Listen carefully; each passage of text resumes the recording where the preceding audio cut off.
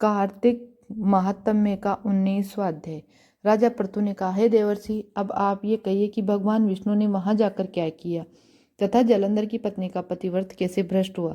नारद जी बोले, जलंधर के नगर में जाकर भगवान विष्णु ने उसकी पतिव्रता स्त्री वृंदा का पतिव्रत भंग करने का विचार किया। वह उसके नगर में एक उद्यान में जाकर ठहर गए और रात में उसको स्वप्न दिया।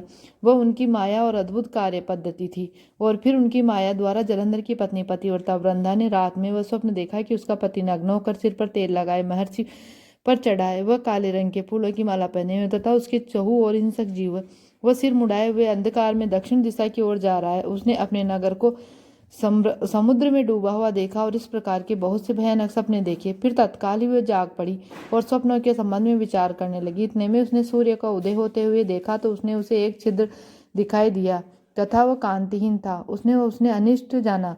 वह भयभीत होकर रोने लगी। वह छज्जे पर गई, अटारी पर चढ़ी, भूमि पर उतरी, मगर उसको कहीं पर भी शांति प्राप्त नहीं हुई। फिर वह अपनी 2 सखियों को साथ लेकर उपवन में गई, परंतु वहां पर भी उसको कल न पड़ी। फिर वह जंगल में निकल गई, मगर वहां पर भी उसको चैन न आया। वन में उसने इन सिंह के समान 2 भयंकर राक्षसों को देखा, जिसने वह अत्यंत भयभीत होकर वहां से भागने लगी। उसी क्षण वहां पर अपने शिष्यों सहित एक मौनी तपस्वी आ गया। भयभीत वृंदा उसके गले में हाथ डालकर उससे अपनी रक्षा की लिए याचना करने लगी। मुनि ने अपनी एक ही हुंकार से उन दोनों राक्षसों को वहां से भगा दिया। वृंदा को आश्चर्य हुआ। वह भय से मुक्त होकर नाथ को हाथ जोड़कर प्रणाम करने लगी और कृतज्ञता का ज्ञापन किया। फिर उसने मुनि से अपने युद्ध रथपति के उसकी कुशल क्षेम का प्रश्न किया। मुनि ने मौन होकर आगे पीछे देखकर कुछ कहना ही चाहा कि उसी समय 2 वानर मुनि के समक्ष आकर हाथ जोड़कर खड़े हो गए और जो ही मुनि ने भ्रुकुटी संकेत किया त्यों ही वह उड़कर आकाश में चले गए।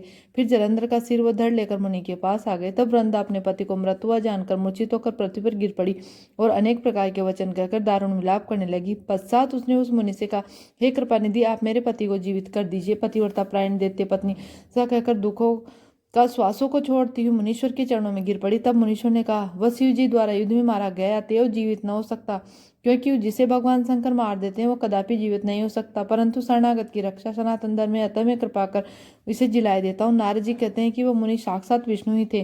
जिन्होंने की ये सब माया फैला रखी थी। वह वृंदा के पति को जीवित कर अंतर्ध्यान हो गए। जलंधर ने उठकर वृंदा का आलिंगन किया और उसका मुख चूमा। वृंदा भी पति को जीवित हुए देखकर अत्यंत हर्षित हुई और अब तक हुई सब बातों को स्वप्न समझा।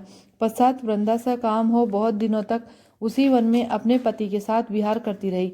फिर वह एक दिन उसने सूरत एवं संभोग काल के अंत में भगवान विष्णु को पहचान लिया। अतः उन्हें ताड़ित करते हुए बोली, हे पराई स्त्री से गमन करने वाले विष्णु, तुम्हारे शील को धिक्कार है। मैंने जान लिया है कि यह मायावी तपस्वी तुम ही थे। हे राजन, ऐसा कहकर परम क्रोध हो पतिव्रता वृंदा ने अपने तेज को प्रकट करते हुए श्राप दिया, जो तुमने अपनी माया से 2 राक्षस मुझे दिखाए थे, वही दोनों राक्षस किसी समय तुम्हारी भी स्त्री का हरण करेंगे और उसके विरह में दुखी होकर तुम वानरों की सहायता से वन में भ्रमण करोगे। और ये सर्वेश्वर जो इस समय तुम्हारा शिष्य बना है, ये वहां तुम्हारे साथ ही रहेगा। ऐसा कहकर पतिव्रता वृंदा भगवान विष्णु के लाख मना करने पर भी अग्नि में प्रवेश कर गई। ब्रह्मा आदि देवता आकाश से उसका प्रवेश देखते रहे। वृंदा के शरीर का तेज श्री पार्वती जी के शरीर में चला गया और आकाश से जय जय शब्द होने लगे। पतिव्रत धर्म के प्रभाव से वृंदा ने मुक्ति प्राप्त की।